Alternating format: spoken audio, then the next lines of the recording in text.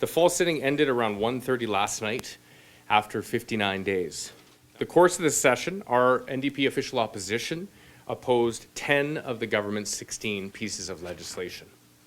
Last night, after 37 days of debate on each, the government passed its omnibus budget bills 20 and 21.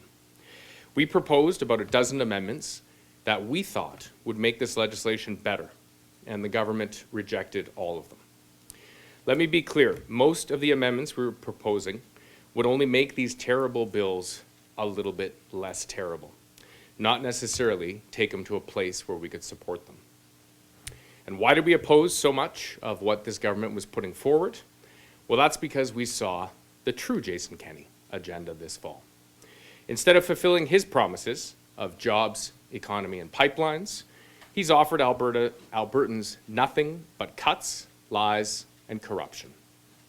This government put forward across-the-board cuts in their first budget, a budget they did not consult Albertans on, and one that attacked the most vulnerable. They cut funding for AISH recipients. They cut funding to combat homelessness.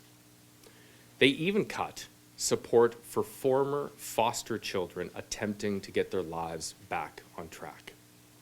They kicked 46,000 Albertans off the seniors' drug plan. They cut funding to keep our roads safe and betrayed the families of the Humboldt tragedy. They cut funding for the brave rap fighters who literally jump into the middle of wildfires to save Alberta communities.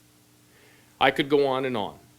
The only group that didn't take a massive cut were the big corporations, who of course saw and are seeing a $4.7 billion handout by this premier.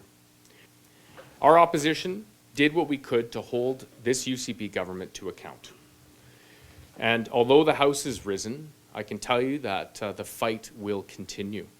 We'll continue to pressure them to reverse their awful cuts, and we'll file further ethics challenges against their corruption, specifically around the Elections Commissioner firing.